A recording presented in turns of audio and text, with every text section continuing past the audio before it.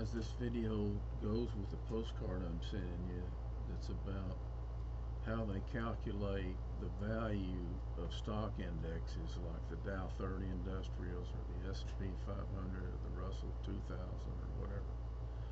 And I'm going to stick to the simple one, the Dow 30 Industrials, because it's 30 stocks. But they change those stocks through the years. As they get kind of a dud in there that used to be a big cheese stock, maybe like General Motors or something, they'll replace it with a higher rated blue chipper, you know. And recently they took Verizon out of the Dow 30 Industrials and they stuck Alphabet, which is Google, in. Now the 30 Industrials, that index is just a linear. When it was started, it was just you add up the stock price of all the stocks that are in the 30 Industrials and you get a number, and that's called a 30 Industrials index. And anymore they're not really industrial, you know. Alphabet's not an industrial stock like United States Steel was. But so it's not about the total market capitalization of the stock. It's not about the net worth of the whole company. It's just that individual stock price, which makes it kind of a skewed indicator anyway.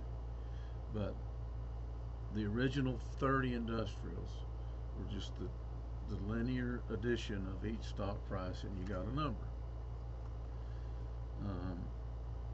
In the 80s, the 30 Industrials was about 1,200. Now it's 50,000 or so. Stand by.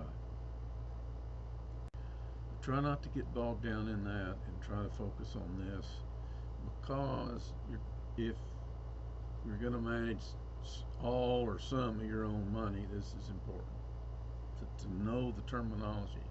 Because guys, the headlines are never the whole truth. There's always layers and layers of crap behind what they're saying, what the talking heads are saying. So it's important to understand the details and the fundamentals. And that's why you have to go to a doctor instead of a nurse. Doctors know the fundamentals of all that stuff. A nurse may be good at putting the bandage on, or the ambulance guy may be better at CPR, but really fixing that son of a gun, you need somebody who knows deeper stuff.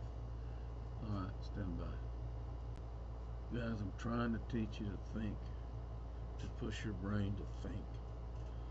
Now, I don't know that much about your life, Calvin or Luke, but Marshall is having to push his brain to think because he's in a war, okay? And just like those guys over there in Ukraine, they're better at inventing what they need than we are, because they're in the heat of it. They're not in an air-conditioned ivory tower. They're in the damn battle, and they know what they need. And they're very inventive because they're focused on their survival. This is why school is hard when you're doing something that's boring. If you could see why you need something, it motivates you to want to learn it, you know. All right, this goes with the postcard that I'm sending today. Okay. I hope it's helpful.